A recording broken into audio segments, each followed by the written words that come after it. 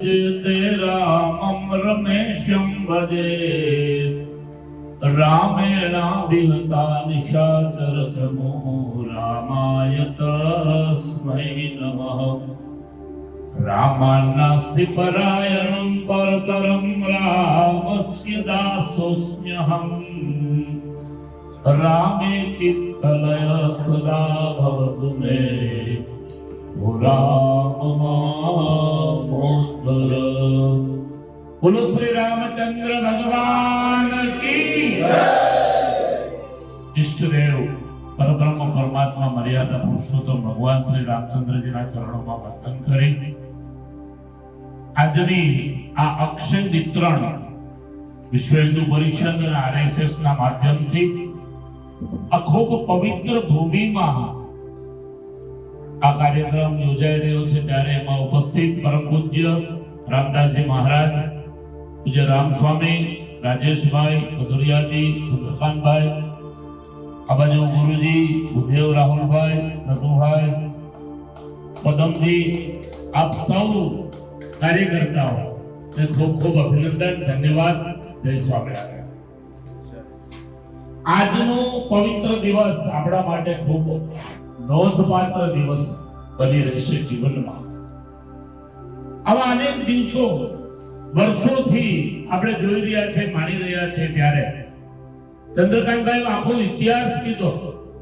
મને યાદ છે કે 1986 ની અંદર વાપીની અંદર આવી એક બહુ મોટી સભા હતી। પૂજ્ય ગૌતમ સ્વામી અને પૂજ્ય શ્રી શંભુજી મહારાજ એમાં ઉપસ્થિત હતા અને મારું પણ વક્તવ્ય હતું। હું પરિસ્થિતિની વાત કરું છું કે એ દિવસે સરદાર ચોક વાપી મુખ્ય બજારમાં સભા અને પાછળથી ઈંડાનો વરસાદ અમારી ઉપર થયો હતો। આ પરિસ્થિતિ હતી આ દેશની। બહુ સરસ વાત કરી ચંદ્રકાંતભાઈએ સૂત્રોની। એની સાથે સાથે એક સૂત્ર એવું પણ હતું કે કસમ રામ કી ખાતે હે મંદિર વહી બનાએ। જનરલી આપણે આપણા માતા પિતાની પણ કસમ નથી ખાતા હોય, પણ આપણે આપણા ઈષ્ટદેવની કસમ ત્યારે એટલે ખાતા હતા કે આપણને વિશ્વાસ હતો કે ઈષ્ટદેવ ઉપર વિશ્વાસ હતો, પરમાત્મા ઉપર વિશ્વાસ હતો, સંતો અને કાર્યકર્તાઓ ઉપર વિશ્વાસ હતો। એ વિશ્વાસ આપણો અડગ નિશ્ચય સાથે, નિષ્ઠા સાથે આજે પરિપૂર્ણ થાય છે।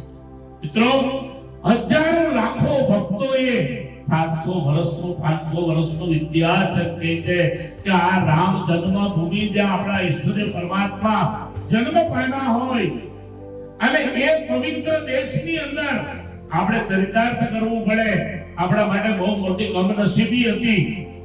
મોગલોના શાસનો ગયા, અંગ્રેજોના શાસનો ગયા, અંગ્રેજોના સપૂતોના શાસનો ગયા અને જે વાત કરતા હતા કે હિન્દુ हित की बात करेगा वही देश पे राज करेगा, આ સૂત્રો બહુ નાની ઉંમરમાં અમે બોલેલા છે।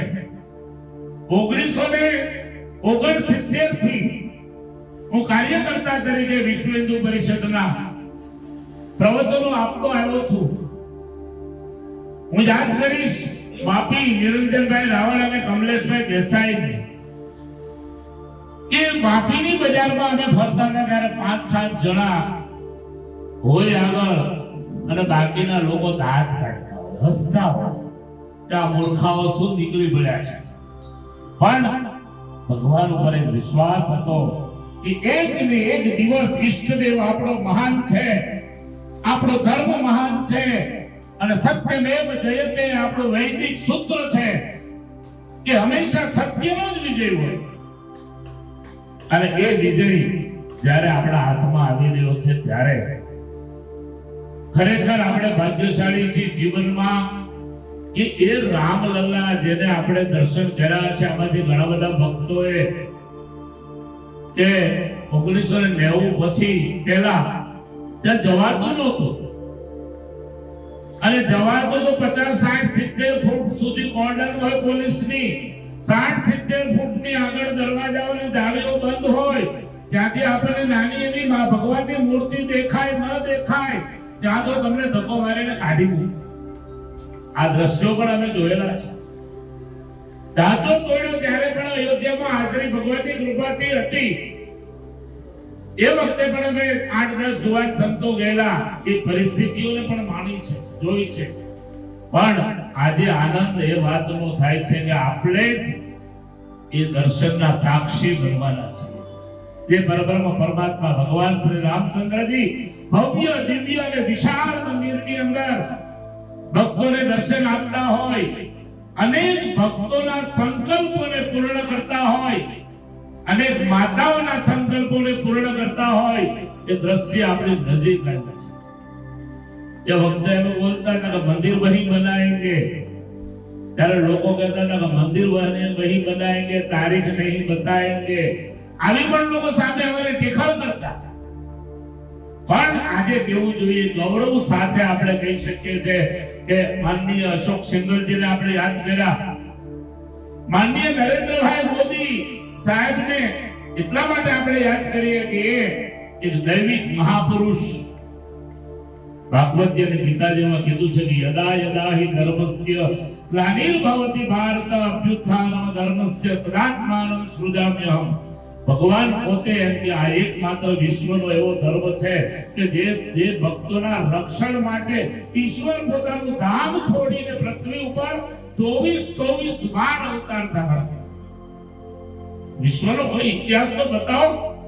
કોઈ કહી શકતો નથી કે અમારો ભગવાન છે, કોઈ કે આ દૂત છે, કારણ કે આ અલ્લાહનો દૂત છે, કોઈ કે આ કોઈનો પુત્ર છે. સ્પષ્ટ કોઈ નથી કહી શકતું કે આ અમારો ઈષ્ટદેવ છે, આ અમારો ભગવાન છે.